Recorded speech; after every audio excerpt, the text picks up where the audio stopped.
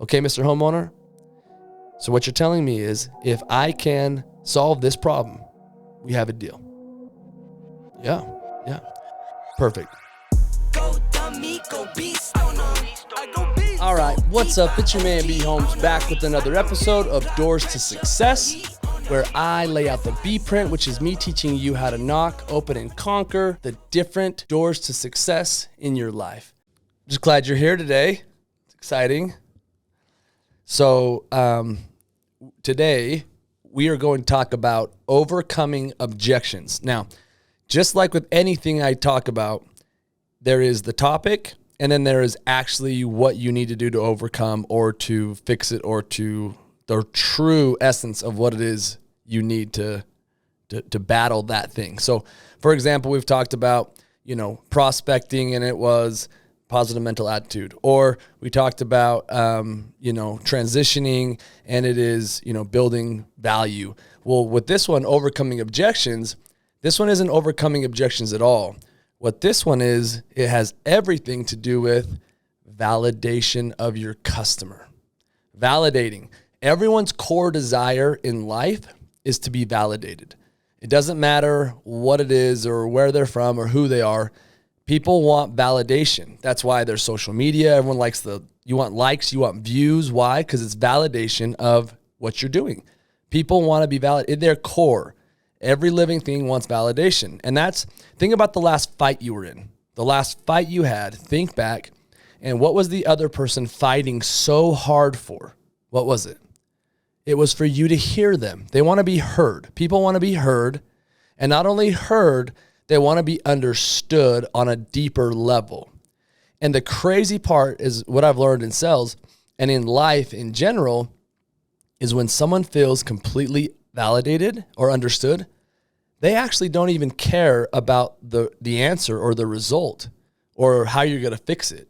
What they care about is knowing what their real issues are. Because if you know the real issue and you feel what I'm feeling, you'll know the right answer. That's what everyone assumes. And it's interesting because they don't. But here's an example.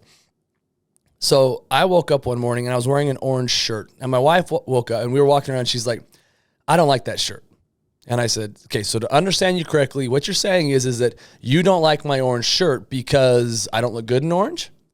And I'll get in the psychology of why we're doing this in a minute. She goes, no, I just don't like how orange looks on you with those shoes. And I'm like, okay, so to understand you correctly, you don't like how my shoes look with this color because the color combo doesn't look good on my skin? She's like, no, I just don't like how the shoes are on your feet and, shoes are dirty. I said, okay, so to make sure I understand you correctly, what you're saying is that you don't like my shoes because they're dirty and that makes you have to clean the house? Or, yeah, I don't like your shoes on your feet in the house getting dirt in the home. Oh, okay, to understand you correctly, you don't like when I wear my shoes in the house and get the house dirty? Yes. I said, well, why don't you just say that to begin with? Like, first it started with you didn't like my orange shirt, but it went all the way to my shoes in the house getting the house dirty. So why is it that people won't just tell you the issue? And the truth is that people, and in sales, people are going to say buyers are liars, right? You heard that saying if you're in sales, buyers are liars. And I disagree with that. What I think is that buyers don't know what they don't know. Buyers don't know what their real objections are. And as a salesperson, a true sales professional and a great communicator, what you'll do is you'll validate that person until they actually feel validated. And once they feel validated, my wife didn't care about the solution. I even said, do you want me to take my shoes off? She's like, no, it's okay. You got it. So it didn't, the solutions. And in relationships, right, this is where it can get really hairy, is being in the solar industry when my wife says, I don't like how the solar panels look. Without me validating and finding out what the real objection is, I, being the big man, jump on the roof and start uninstalling the solar and start throwing them on the ground. And she runs out and says, what are you doing? I said, you don't like how the solar panels look. She's like, no, I just don't like your dirty shoes after you've been on the roof or outside in my house. I'm like, what? Why didn't you say that? And that's not on the customer. That's on us as sales professionals to ask the right questions and validate the concerns so that it feels correct. It feels like it's good. Because what will happen is if a customer has a real objection and you don't handle it correctly, they will agree to move on with the sale. They'll agree that this needs to move forward. And then 2 or 3 days later, they'll cancel because it didn't feel resolved inside. They didn't feel that it was resolved, and they just remember feeling, this is going to, I don't want to do this. So they go through the motion and they cancel, and you're like, why'd you cancel? They can't even remember why. They just know how it felt. So if in the moment you can say, hey, what's the true issue here? Or what's your problem? Or what's the issue? Well, I just don't like how the solar looks on the roof. Okay, so if I understand you correctly, what you're saying is you don't like how the solar looks on the roof. Well, I just don't like how the solar looks, and if I move, then someone else has to deal with it. Okay, so what you're saying is if I understand you correctly, you don't like how the solar looks on the roof because if you move, the other people might not like it, and that might prohibit you from selling the house? No, I just don't think it's going to be worth it. Okay, to understand you correctly, what you're saying is that you don't think that the cost for solar, saving money, is actually going to be worth it because you don't know how to get the tax credits? Yes, I don't understand tax credits. Okay, to understand you correctly, you don't know about tax credits. Yes, perfect. And right there lies in the beauty of a sales overcoming the objection by validation, okay? Now, I know I've just given like 3 examples, but I wanted to lay the examples out first so you could know what I was talking about. Now, we'll get there, and that technique that I just used 3 times is called the porcupine. And I'm going to go into the psychology of why the porcupine works and how it works. But first, there's 2 different types. If we got to start back over, now that you know the end game is to learn how to porcupine and why. And it's not to give the answer, but to give the feeling that you understand their concern and you're good with that. Not the answer, not solving the problem, but you understand the concern. The customer will move forward. They'll feel good about it. So then when they remember, oh, that's why I'm going with this. Okay. So back to the beginning. In sales, you've got 2 different types of objections. You have what we call smoke screens and you have true objections. Okay. A smoke screen is something that a customer just puts up to get you off their doorstep or to get you off the phone or to have you move along or to not finish the conversation. If it's a spouse, they'll give you smoke screens all the time, right? Just to hurry it along, to just say, I don't like that, whatever, no big deal. Okay. But there's 2 ways to handle smoke screens. The first one is a simple 3-step method I use that you ask a simple question, you give a bold one-liner, and then you follow up with bandwagoning and confirmation. Now, when doing this, if it's a real smoke screen that they have an objection about, the more you can use something that customer consumes or uses on a day-to-day, and you can tie a familiar experience to and a process with, then you have a highly likelihood of overcoming that concern quickly because they'll understand the process. For example, if a customer says, hey, I don't know, like when I move, what happens to the contract? Like how, if I move away from the home, how does the new homeowner take over? Like what happens? Okay, smoke screen, because I'm going to say, do you have a mortgage? Simple question they can relate to. Everyone's got a mortgage if we're dealing with homeowners. Do you have a mortgage? Yes. Has the contract ever been sold or serviced by another mortgage company? Has it been sold to another company? Yes. Well, it works exactly the same way. Oh, okay, perfect. And so like I was saying and then you continue on with the remainder of, the conversation. But by asking a question, hey, so do you have a mortgage? Knowing they do, knowing the answer is yes. Yes. Well, has it ever been sold or serviced by another company? Has that company sold it to another company or transferred it to another company, another lender, which 99% of every mortgage has? Yes. Well, great. It works exactly like that. So like I was saying is boom, boom, boom, boom, next thing. And the customer knows what you're talking about because they've already been through it with the mortgages, right? So that's what makes this technique really beautiful. Another one is like, hey, well, what is solar like a lasting technology? Like when they come out with a new technology or like, you guys will go out of business. So my comments, my quick smoke screen 3-step method with this is, are you familiar with the sun? Well, yeah. Well, if the sun goes away, we have way bigger issues than, your solar working. It's like the zombie apocalypse at that point in time. So I think that we're pretty okay with the sun. It's a pretty good job security. So like I was saying, and I'll actually kind of laugh about it, and it lightens the mood. It's called like a depressurizer. It's like that tire's about to pop, and when you kind of smile and joke, you just kind of let some air out, and it makes the customer feel like it's okay. Or the other one is like, hey, so you guys you've heard of the IRS, right? Yeah. Well, does the IRS give you guys tax credit money for your current electric provider that uses fossil fuel? Like, do they give you guys 26% back annually on your, on your utility bill? No. Well, the government actually gives back 26% on solar projects. So if the government is willing to invest that money in that, like, I think it's pretty good job security. Like, I think it's going to be around for a while. So like I was saying and then it's kind of like a joke and you laugh it off. But those are some quick ways to get rid of smoke screens. The other method that I want to talk about quickly is what I call the feel, felt, found method. Now, this is all about bandwagoning. So what bandwagoning does is that if you are speaking it, you're just the sales guy. If your neighbors speak it, then, it's gold. It's game over, right? So a feel, felt, found method is super simple, because all you do is you say, Mr. Customer, I don't like how it looks.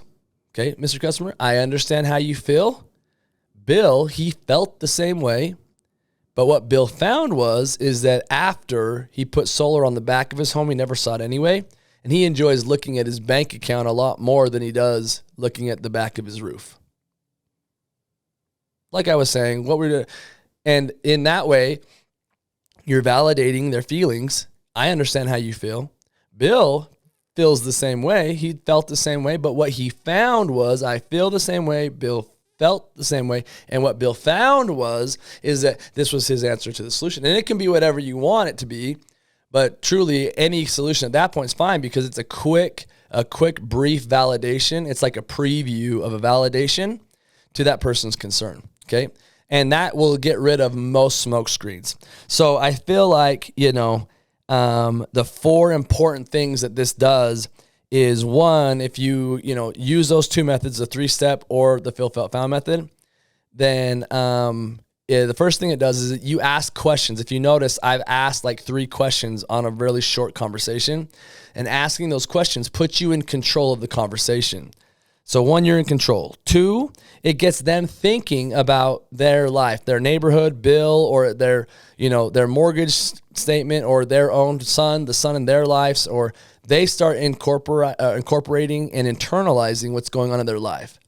So that's the second thing it does. The third thing is they relate to it, because you're going to use examples that 99% of people go through, like mortgages, like automobiles, like cell phones, like the sun, or utility bills. These are examples that you're going to use because everyone can relate to it.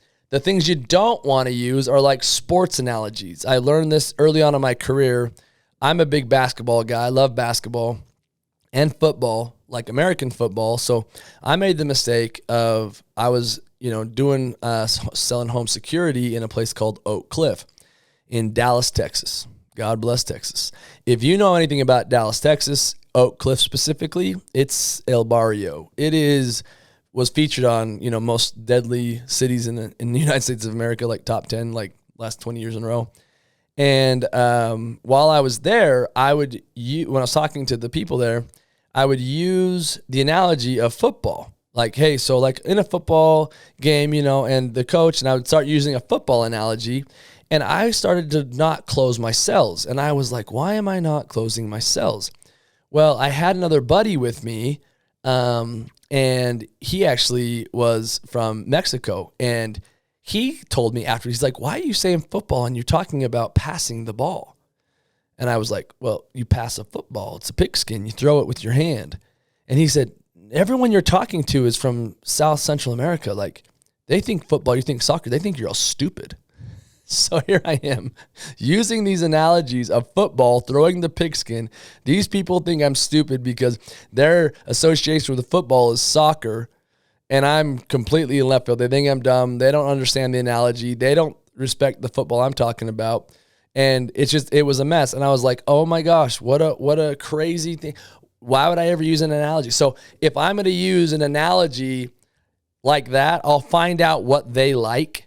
I'll do some good recon before I start using my analogies, and I'll find out what they like before I use my examples. So if you don't do good recon, which I'm assuming most sales guys don't, but this is getting you to be a sales professional, ask good questions. Do good recon.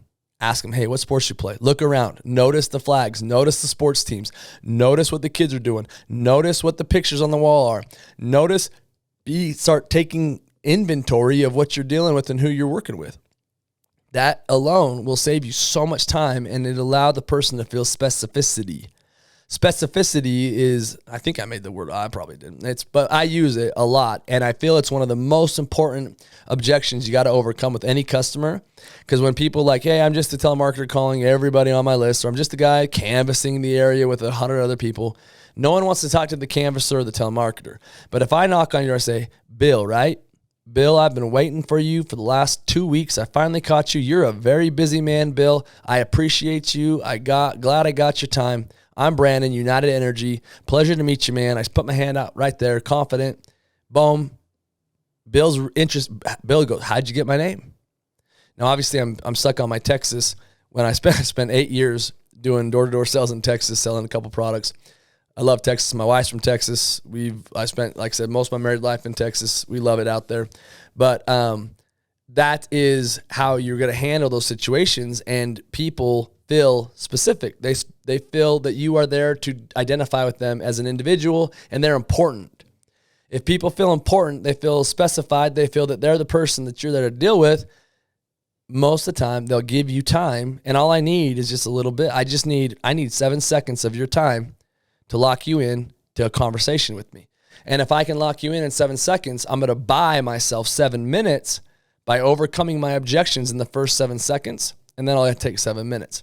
So back to number 3, using things that people know, getting good. I know I went down a rabbit hole there, but what that means is that, because you're going to use this in anything, is that you need to understand who you're dealing with, who you're talking to, because you got to use the examples. So if we're talking to people who aren't sales professionals and you're just trying to get going, remember, use examples that most everybody will deal with. Mortgages, weather, cell phone bills, social media.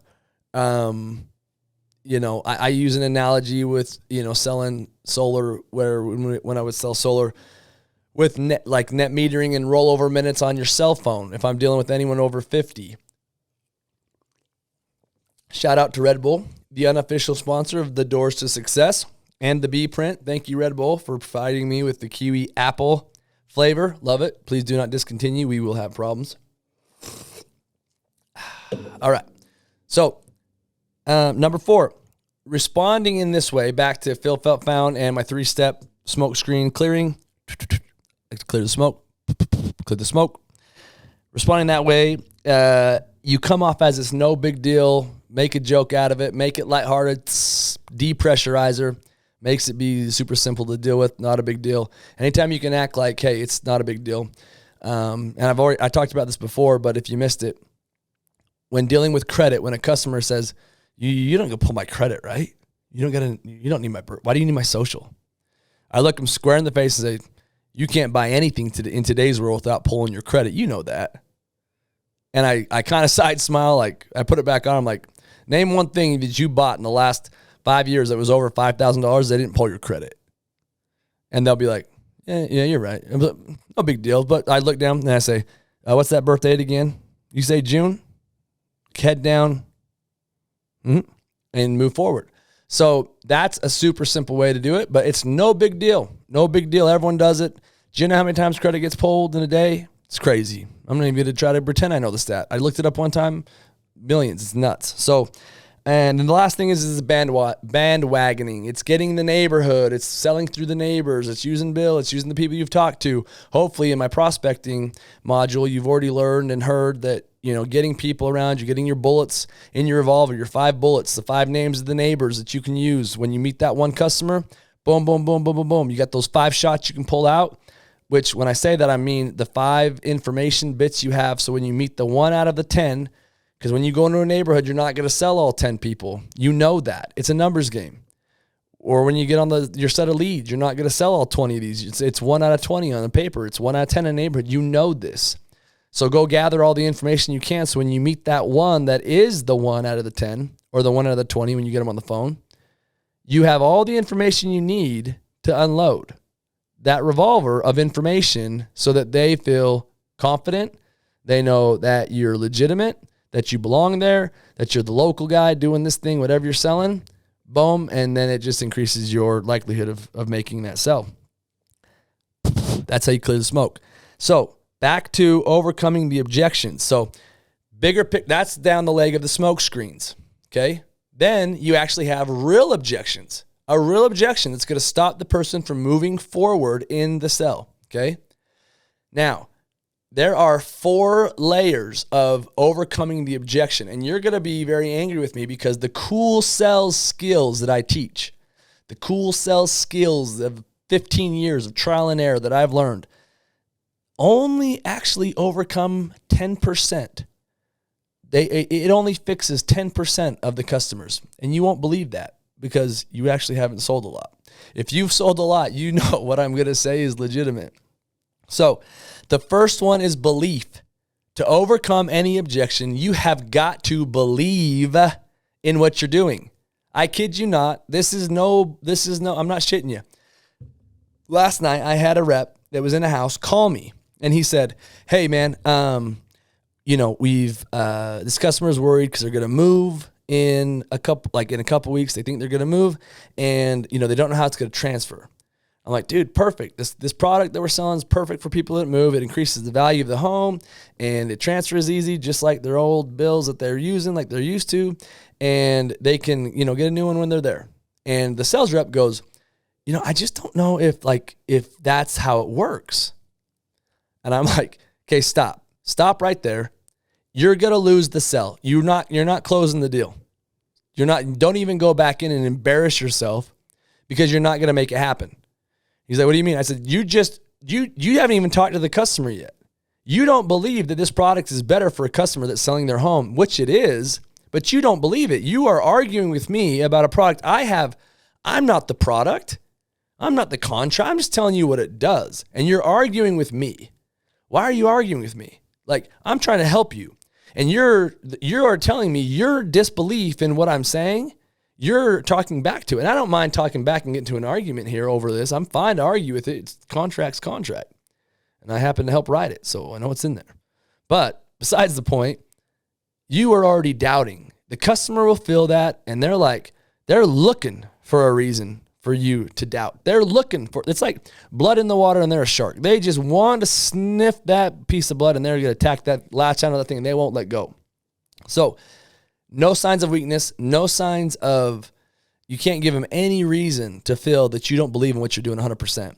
I talk about the grandmama belief, and that is if you would sign your grandma up for the services that you are selling without letting her read the contract and you feel completely comfortable letting her sit in that contract for 30 years, you're selling a good product. If not, call me. I have plenty of great contacts and products that I've learned and I've been dealt with in businesses that I do business with that I would absolutely put my grandma in without letting her read the contract. Now, I'm not saying you do not read the contract. I have my attorneys read everything, even to the opposition of some of my executive partners. They're like, "Why are you having the contract? Don't spend money on the attorneys going over that." Nope. In case I miss something, there's wisdom and then there's belief. And if once you read through the contract and and you've got a product you believe in, that will overcome 50% of all the objections. Having a solid belief in what you do and just being that confident guy, that will overcome 50% of all objections. If you don't believe me, you've only been selling for under a year. Anyone that's had any skin in the game for more than a year knows what I'm talking about. Or you're just one slick snake oil sales guy and you know who you are. So, belief gets through it. Number 2, I've already talked about this in prospecting. It's huge. It's positive mental attitude, PMA, right? The battles are won in the general's tent. Make sure that you are prepping yourself before you go out to war. You got to swallow that frog, swallow it early in the morning. If you don't know what I'm talking about, go watch all my other content. Swallow that frog early in the morning. Make sure you're getting it done. Powering up, telling yourself, I love myself, I love myself, I love myself, I love myself, I love myself, I love myself, I love myself, I love myself, I love myself 10 times. That's 100 times of powering of I love myself. You can't tell yourself I love myself 100 times and just not be grinning ear to ear. Like you just feel good about yourself. So power up, and having a positive mental attitude going into a sell will overcome 20% of the remaining objections. So if I believe and I'm powered up as an individual, I'm mentally locked in, I am, emotionally locked in, and I am moving towards this, I'm getting rid of 70% of the objections just on the sheer optimism and excitement of what I'm doing. It's crazy. That is what you call the new sales guy's luck. If you ever notice when you have a new sales guy, if you've ever been in management, your new sales guys go out and they just start slanging. I had this guy, he couldn't even write his name. I kid you not, he was homeschooled, but they didn't do any kind of school, kind of homeschool. His name was Tim. And old Tim, he came out and he sold a 3 on one day and a 4 and a 3. And we were like, Tim, you're God's gift to selling security systems. And after day 3, Tim bageled for 3 weeks straight. And I'd sit down every night and like, Tim, what's going on, man? He's like, man, I just get all these objections and I don't know how this thing works and I don't know how the sensors work and I don't know how magnets work. And what he'd done is let all the objections of the customers shake his belief. He didn't know what he was selling was good anymore. And that was on him. So, and then he had all these other questions, and then he started to do the research and find out about the product. And then he would not use sales skills. He would show up and throw up and just drop all that information on the customer's lap. And instead of selling, he started telling. And if you're selling or if you're telling and not selling, you're not selling. You're just telling. And that will kill the deal faster than anything.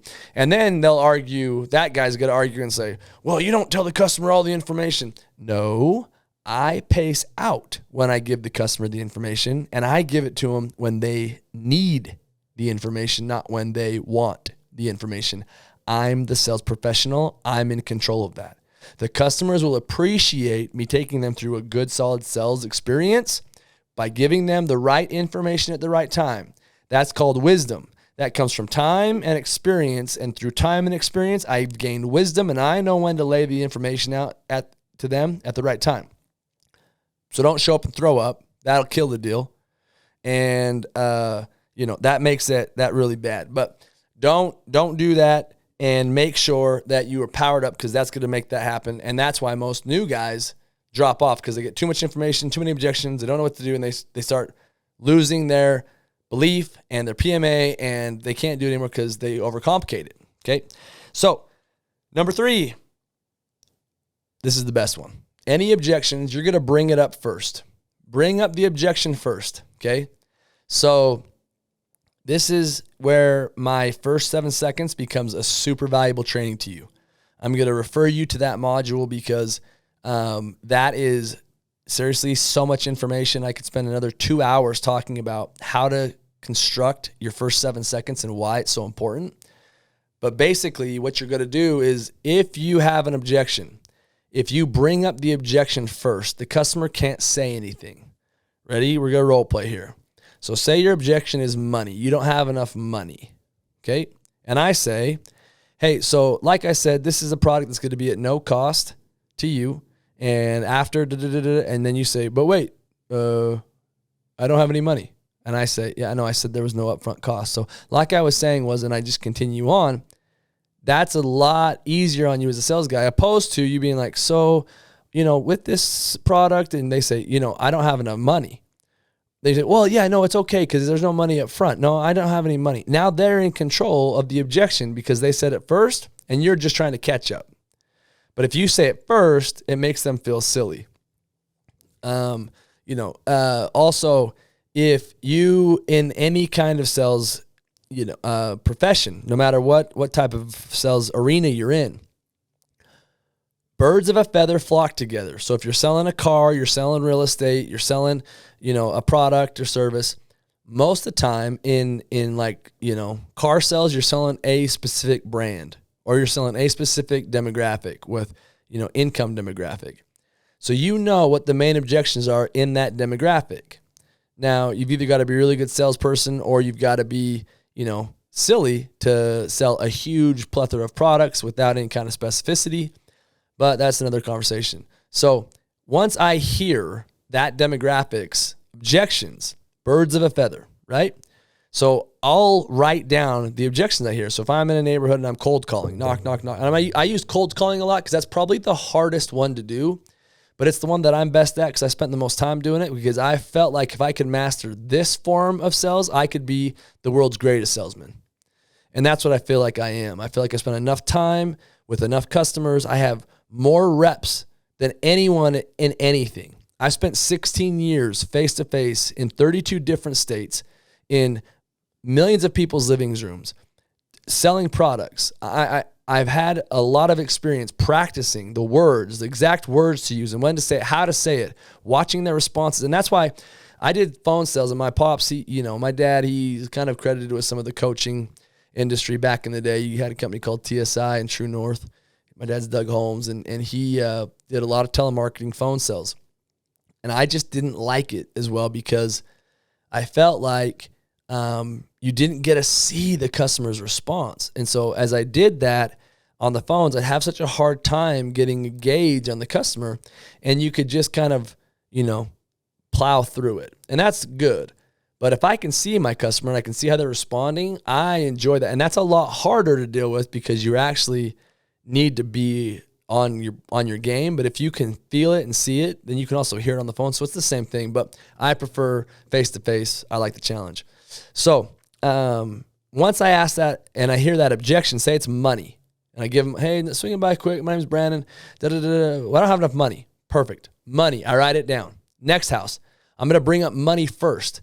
Hey, so like I said, there's no upfront costs. We're moving. I write moving down. So I'm going to use money and moving. Third house, my name's Brandon, swinging by quick. This is for people who don't have any money up front and also that are moving. What I'm looking for is they bring up no time. Okay.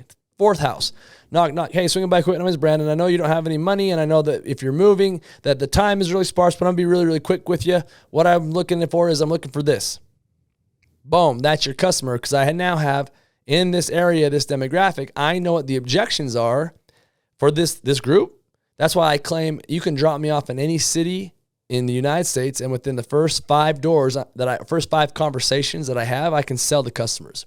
I'll sell the next customer after the 5th conversation because I know the objections. I can put a pitch together in 7 seconds that will overcome all those objections, the main ones in that area for that demographic, and I can sell it. You can too. You just got to listen. You listen, you write it down, and you implement, and you pivot and change, and then you deliver the right product.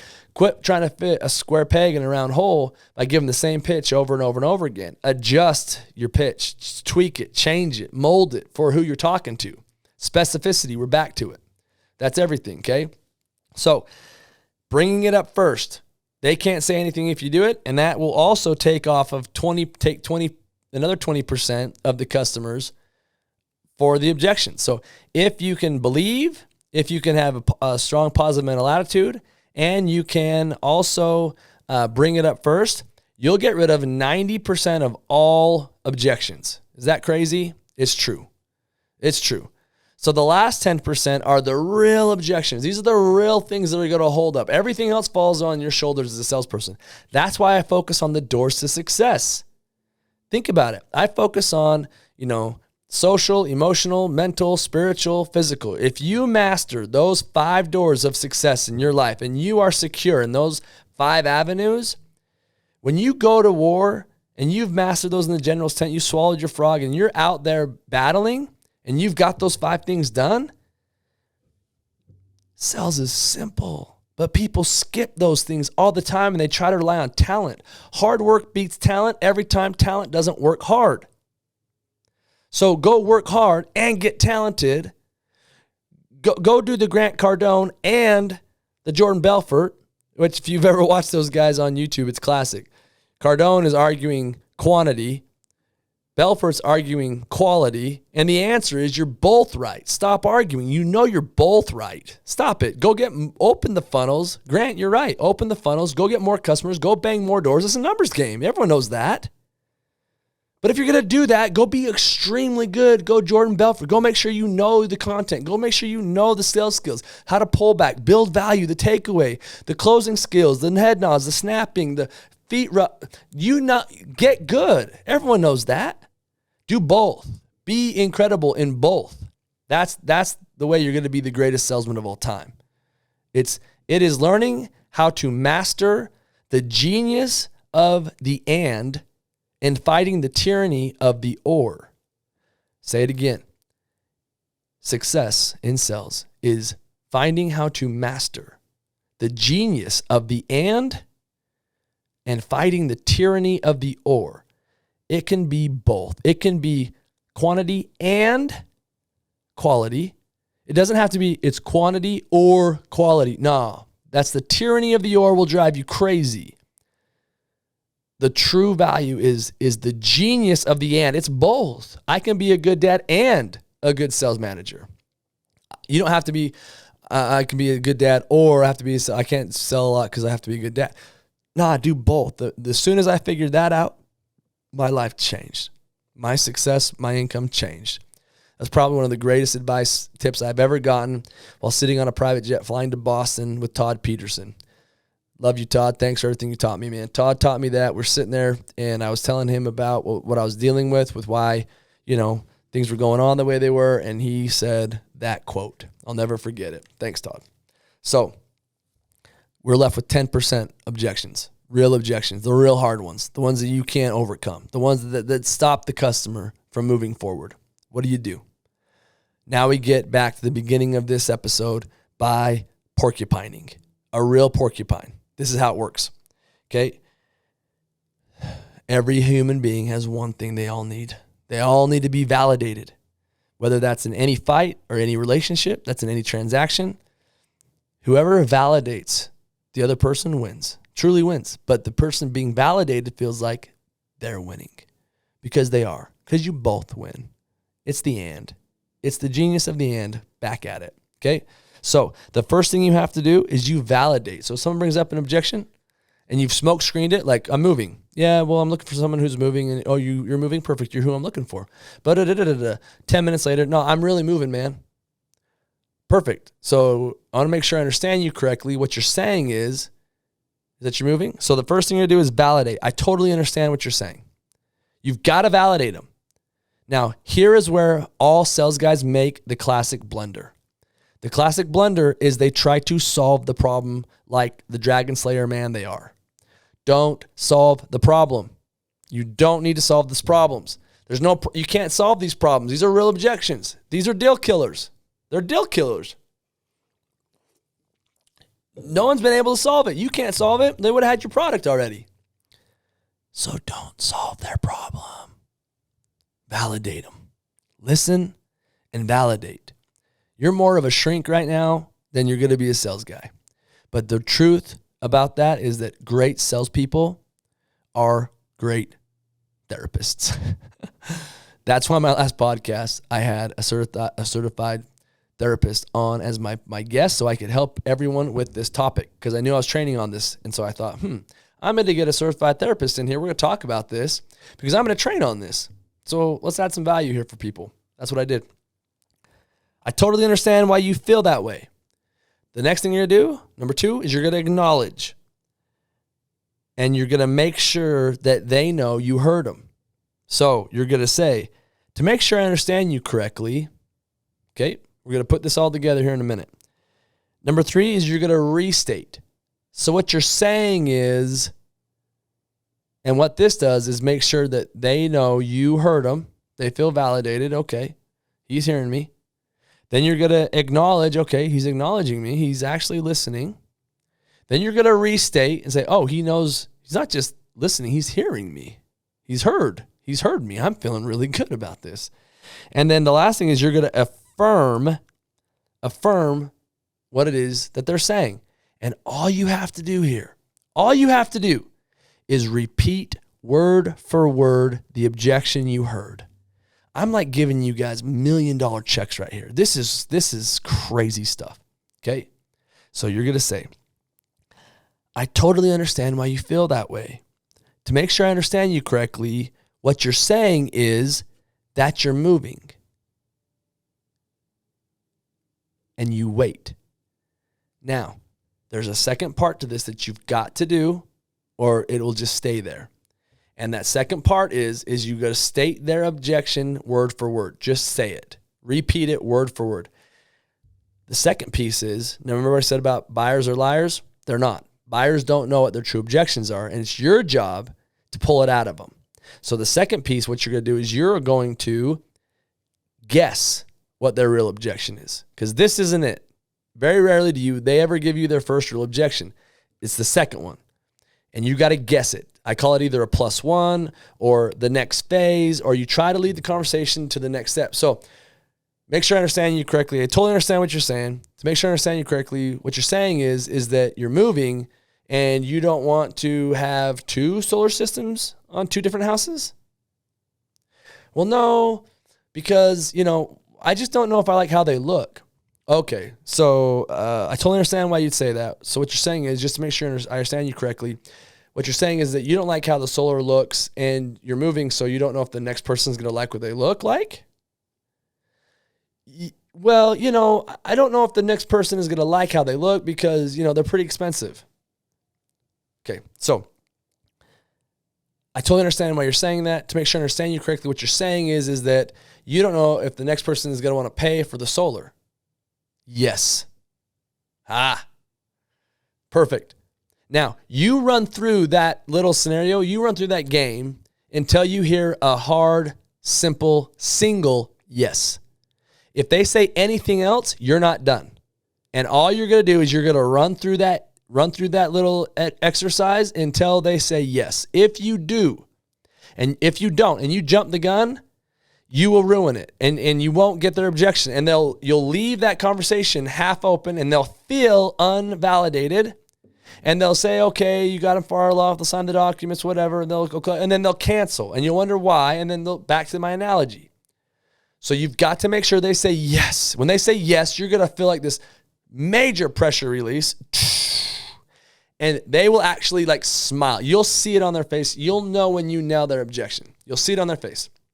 I do this with sales groups all the time. And it's such a fun little example. The other thing too, though, is that your customers are not meeting with their homeowners, association, training on how not to give you their objection. They actually want to give you their objections. They want to. They want to give it to you. They just don't know what it is. So don't fear that, right? Don't think that they're trying to be asses. They're not. They're trying to help you.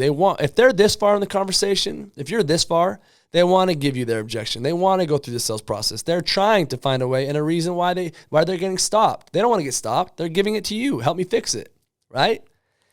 And you're just going to make sure you've heard them. And if people feel validated in that moment and that you've heard them, what they're going to do is they'll say, hey, if he's heard me and he truly understands my objection and we're still here, he's probably had this happen before. That's why people want to talk to a manager. That's why people want to talk to the supervisor, is because the supervisor or manager has probably seen this issue before and they know how to handle it, not this new sales guy.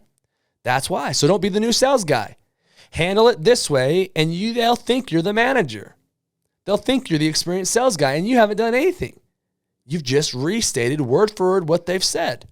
It's magical. I swear it. It's crazy. It's crazy. Okay? So make sure I understand you correctly. I totally understand how you feel. But just to make sure I understand you correctly, what you're saying is that you don't like how the solar looks on the roof because you don't think that they look good? No, I just think that, if I put on the roof that, my wife won't like them. Okay. So I understand you clearly now. What you're saying is make sure I understand you correctly. What you're saying is that you don't want to put them on the roof because your wife doesn't like them. Well, the wife actually said that we could put them on the roof if they're on the back. Okay. And pause. Don't get giddy now. Don't get excited. Don't get new guy. Don't get greenhorn here going on, which is all of a sudden a new guy would get super excited and he would I got it. I know what it is. I know what it is. It's the wife wants him on the back. And then they'll run with that. But you didn't finish the exercise. You never got a hard yes. Go to the hard yes. Really, really repeat them till they say yes. Thank you for listening to the Doors to Success podcast. Don't forget to like, share, comment, and subscribe for more. Visit bholmes.life for more information on how you can join the B Print.